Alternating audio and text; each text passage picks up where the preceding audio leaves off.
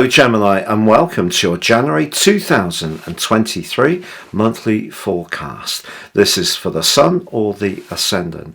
I'm going to give you a brief overview of what to expect, but please stay with me. I will dive deep to give you in forensic detail all the key influences particularly relevant to your sign, and it is a really exciting month. But it does begin with your ruler in retrograde in house 8 in the sign of Capricorn. And in fact, Mercury is going to have all of its retrogrades this year in Earth signs, apart from right at the end of 2023 when a second Capricornian retrograde inverses into the sign of Sagittarius, your opposite sign. So it's important to explore what the significance of Mercury retrograde right at the start of the year means, because this solar return to me suggests that when it comes to business and finance in a more practical way, you're going to perhaps encounter some frustrations this year. But equally, Venus and Pluto are in a conjunction in the same sign, and that can bring opportunities. But it may bring opportunities where there could, not necessarily will, be some catches, because Pluto can be quite Machiavellian sometimes, and sometimes what we're offered can seem to be really positive, but there can be some strings attached. But Venus combining with Pluto could also suggest that your love life is set to get very hot and steamy in this new year.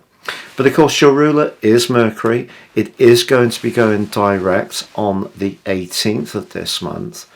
But also, we do have quite a big emphasis in 2023 for you because of Mercury's retrogrades in the most psychological parts of your chart. So the 8th house is about deep changes, and it can be to do with ends and new beginnings.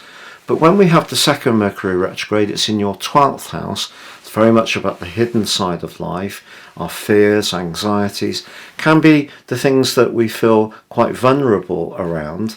And then when it goes through its retrograde in Virgo, it's going to be very much about where you live, who you live there, and how, but also to do with issues of security. So as we come into this new month, we can look at the Capricorn energy in a practical way or a psychological way, but it does point towards transitions and changes. Fortunately, Jupiter, the planet of fortune, is in a marvellous location as you enter this new year, and it is linking well with Venus.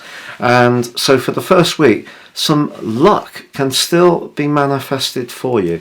They're the two planets of fortune, the lesser and greater benefit. But on the 3rd, Venus is going to be moving. It moves again on the 27th from Aquarius to Pisces. We have a full moon on the 6th, a new moon on the 21st, which is particularly exciting. So I can't wait to tell you about that. So please stay with me for more. But if you would like to understand what this year will hold for you personally, and ascending above this zodiac broadcast, if you give me 3 pieces of birth data of time, date and place of birth, I can give you your forecast for the year. If you order it at the end of year 2022, you get the rest of that year free. But also my special package of 30% off, you will get your life roadmap, your character analysis, which can help you to understand some repetitive patterns that may have come up in your situation, but it can also help you to seize opportunities with greater conviction. I will also, in my package, give you your 12 zodiac sign written forecast for each of the signs, which gives you something to go back to as we go through this new year. Please see the link below for more. Also, if you're new to my channel, thank you for joining me. Please click and tap on the bell notification symbol if you'd like to become a subscriber. For all ongoing subscribers, thank you so much for your support. So Gemini, your January 2023 forecast begins with the Sun, your ruler Mercury, Venus and Pluto, all in the sign of Capricorn. And that's where we have to be really mindful of where things are well established the orthodox order. It can be very much to do with where you're most invested, whether it is in terms of stocks and shares and savings and pensions, or in more of an emotional sense. But I think the really significant thing is that entering a year with Mercury in retrograde, you'd think, well, is this going to be a year of snags? Well, possibly there will be some snags around things like contracts, business involvements and so forth. But equally, Mercury retrograde can help us to rethink and recalibrate our approach in a very positive way. So very important not to get a seed of doubt in your mind. But what I would say is whether you choose it or not, this is going to be a more psychological year at times in terms of your thinking. But that combination between Venus and Pluto, as I mentioned before, it could bring a very intense romantic relationship your way this year. But equally, it could up the temperature in an existing tie. It's all about how invested and committed you feel, and whether at a very deep level within your very being, it feels right to have that level of connection. Your sign is, of course, very much to do with flexibility and dexterity.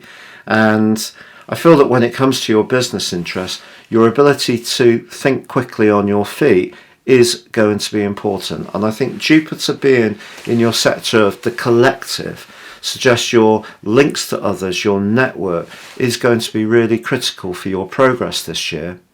Now on the 3rd, Venus makes its way into the friendly sign of Aquarius, which of course is your sister air sign.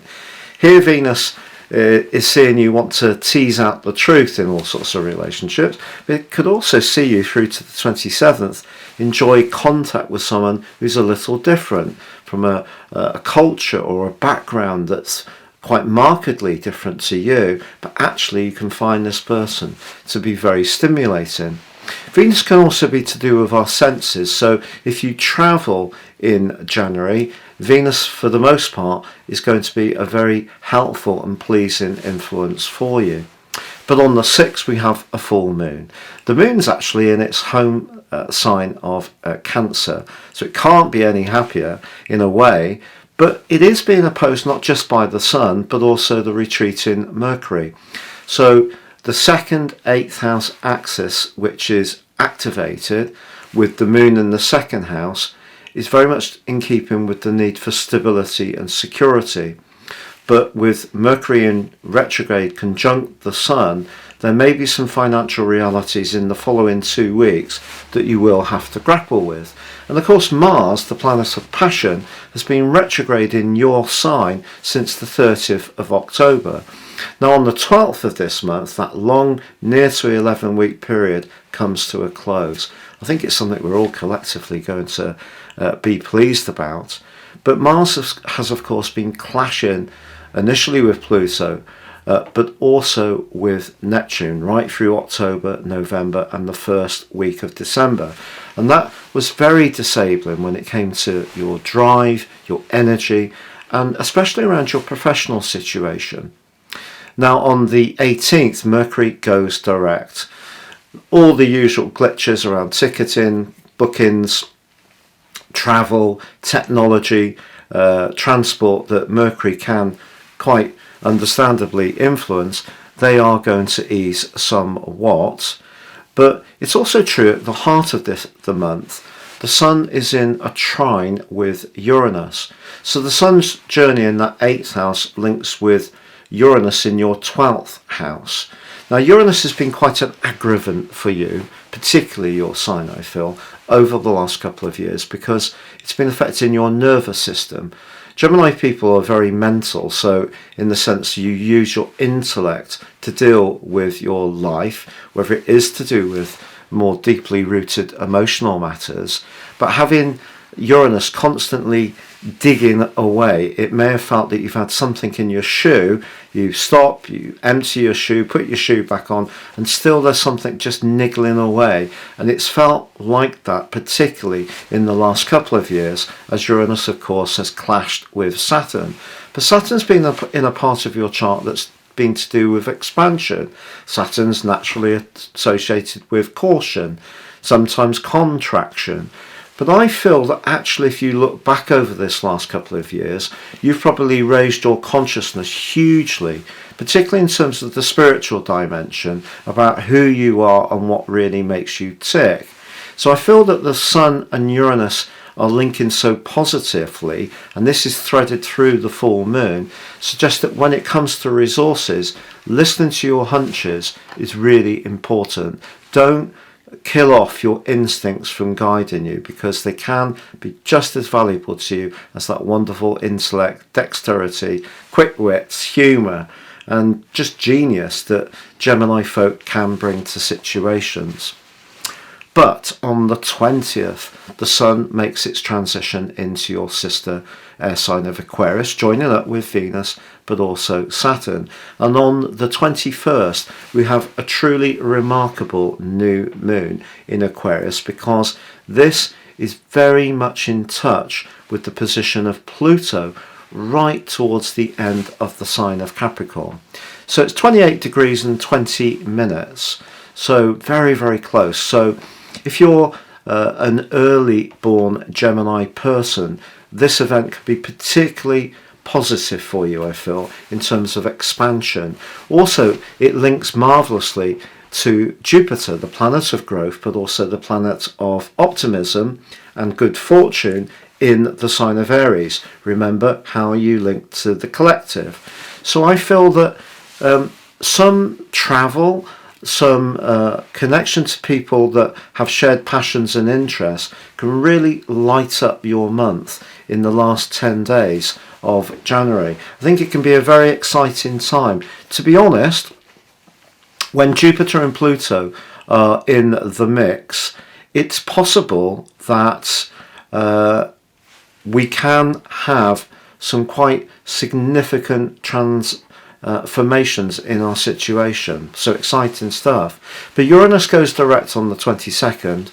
It has been in a retrograde since the end of August, and I think right through to the end of the first week of December, stress may have been really quite a part of what you were experiencing. Now, by the 27th, Venus makes its way into the sign of Pisces, but I feel this is a real ace for you, because it's connecting beautifully with Jupiter in a semi-sextile. And your professional situation can be aided by your ability, as ever, to get on with people superbly well, but also because I feel that Venus helps you to raise your profile in a way that others will be only too keen to support. Also, Mars forges an amazing link with the Sun in the last week of this month. So Mars, which has been dragging its 3 feet through to the 12th for you for those 10 and a half long weeks, now it's really energized by the Sun in Aquarius in the last week of this month. So those connections to others, the new knowledge that's coming in, your desire to be more experimental or to be more independent in your approach, perhaps even more risk-taking, is really given a big boost. But then in week 4, the Sun also forges an amazing link with Jupiter. So a lot of good luck energy right at the start of the month with Venus and Jupiter, at the end of the month with Venus and Jupiter, but also the Sun and Jupiter coming together in a positive way, and the Sun and Mars in a positive way. So as this month draws to a close, there really is a sense of things opening up, you being in much more cavalier and buccaneering form, perhaps than you felt for some while. You're free of the square between Saturn and Uranus within 3 degrees, which has dominated so much over the last couple of years, and Pluto's just sneaking into the mix. It's going to be moving into your 9th solar house briefly on the 23rd of March.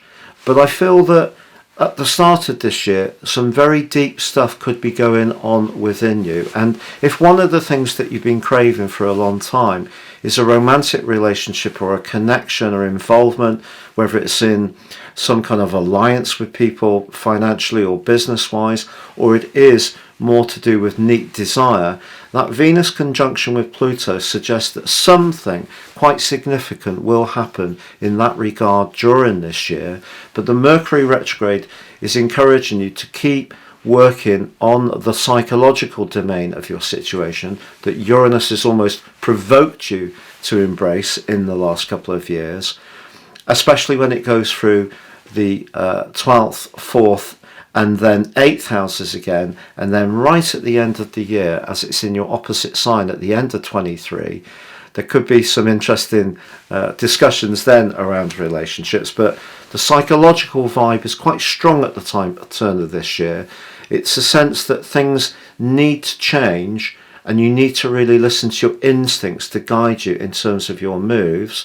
And if you can go with it, with Pluto, if we can submit ourselves to it, it will take us to the place we need to be. If we resist it, we can hang on, but we just basically put off the moment of truth, essentially. I should say that on that 21st of January new moon, Venus and Saturn do come into an exact conjunction. There could be a very serious discussion that follows in the following month, because it's going to be threaded into the event chart. And maybe at first it may seem that something does get taken away from you, but equally it could be something that ultimately proves that that rejection is protection, and it liberates you to go and do something that's much more vivid and right for the part of your nature that needs to be really stimulated and enjoying lots of variety and spontaneity. That's vital for you, Geminis. It's been such a pleasure being with you, wishing you all the very best for year 2023.